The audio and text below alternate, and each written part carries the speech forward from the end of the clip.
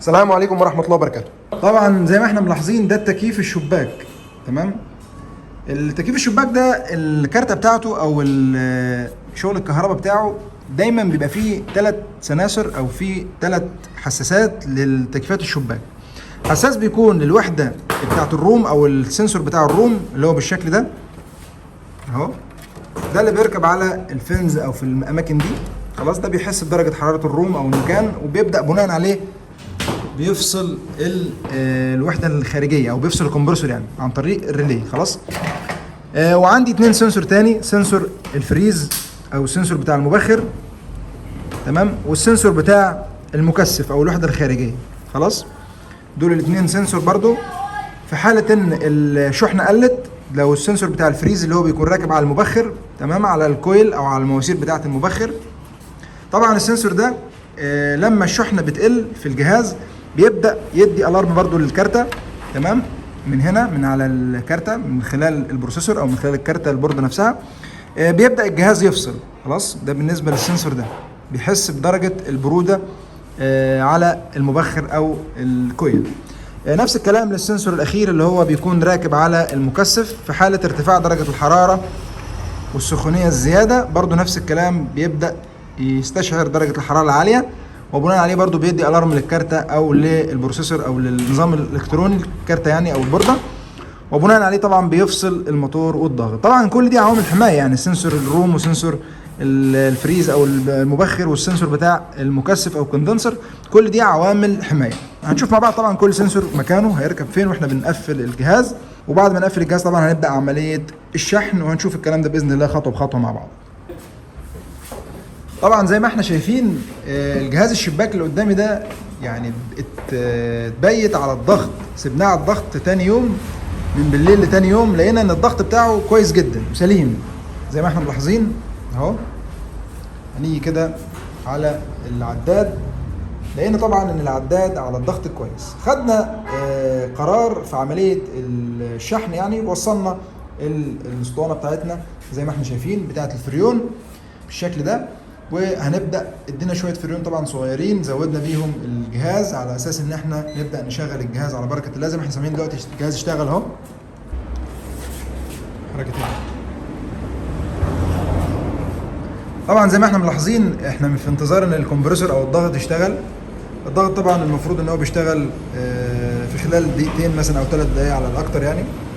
احيانا بنعمل زي ما شايفين كده الفني بيعمل، بيسخن على السنسور بتاع الروم. طبعا ده السنسور بتاع الروم. لما بيسخن طبعا على سنسور الروم بيدي زي سخونيه كده للسنسور، فبيدي اشاره للكارتة ان يشغل الكمبرسور بسرعه يعني او اسرع. طبعا ده النيم باليت بتاع الجهاز، يمكن احنا اتكلمنا عنه في البدايه اهو، اللي حابب يعرف بيانات اكتر عن الجهاز زي ما احنا ملاحظين. طبعا دلوقتي اهو الكمبرسور اشتغل، تمام، سمعنا صوت الكمبرسور اول ما اشتغل. المفروض ان انا طبعا عندي هنا في العداد المؤشر بتاعي طبعا اهو، نبدا نفتح العداد بالشكل ده عشان ياخد كميه الفريون بتاعته.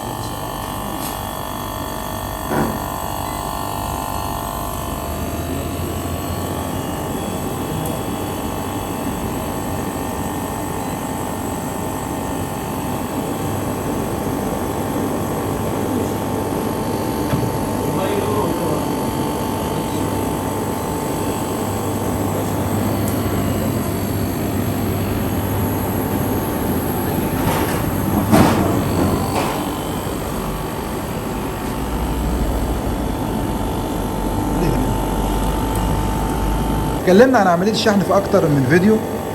طبعا احنا دلوقتي بنشحن عن طريق الراجع والطرد. المفروض انك انت بتتابع العداد اهو زي كده، وبتبدا تشوف المؤشر بتاعك بتقفل وتفتح بالشكل ده. طبعا وانت بتقفل وبتفتح المفروض انك انت بتتابع الخط بتاع الطرد بالشكل ده، تحط ايدك على الطرد وبتشوف طبعا السحب. لابد ان السحب يبقى الراجع فيه نسبة برودة، والطرد يعني ايدك ما تستحملش انك انت تمسك الخط بتاع الطرد بالشكل ده كده، تمام. طبعا ده عشان لسه الشحنة الجهاز ما خدش الشحنة بتاعته الكاملة، فانا دلوقتي اقدر ان انا امسك الماسوره بتاعه الطرد، انما بعد يعني 5 دقايق من دلوقتي بعد ما الجهاز ياخد شحنته الكامله، يعني انا مش هقدر استمر كده لمده 5 ثواني على الاكتر يعني. لكن طبعا عشان الجهاز لسه ما حملش ولسه ما اشتغلش الشغل الكامل بتاعه. لاحظ معايا طبعا هنا الشحنه حوالي 20 بي اس اي.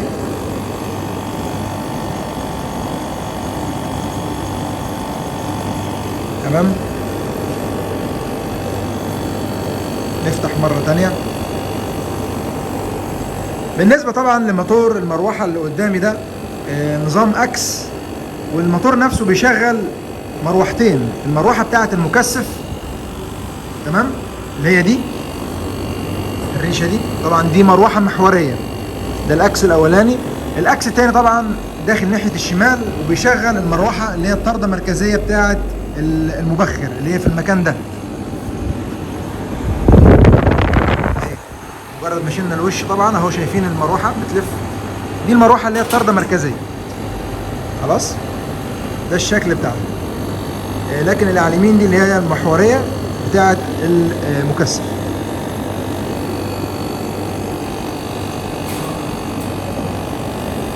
في بعض الاجهزه الشباك طبعا بيبقى 2 موتور، موتور للمكثف وموتور للمبخر. تمام.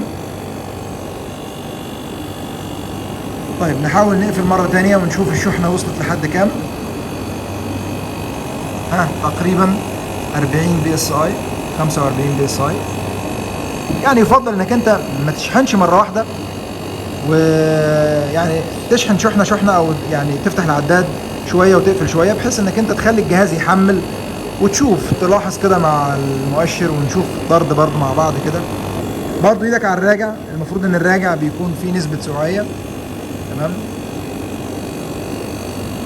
زي ما احنا ملاحظين اهو. كام دلوقتي؟ 55. مفيش مشكلة. طبعا ده كله علامات بتبين ان الجهاز الشحنة بتاعته كويسة، انك انت ما تقدرش تحط ايدك على الطرد لمدة 10 ثواني على بعضيها كده والراجع نفسه يكون فيه نسبة برودة. دي مؤشرات، يعني زي ايه؟ مؤشر ان الشحنة بتاعت الجهاز كويسة يعني. تمام.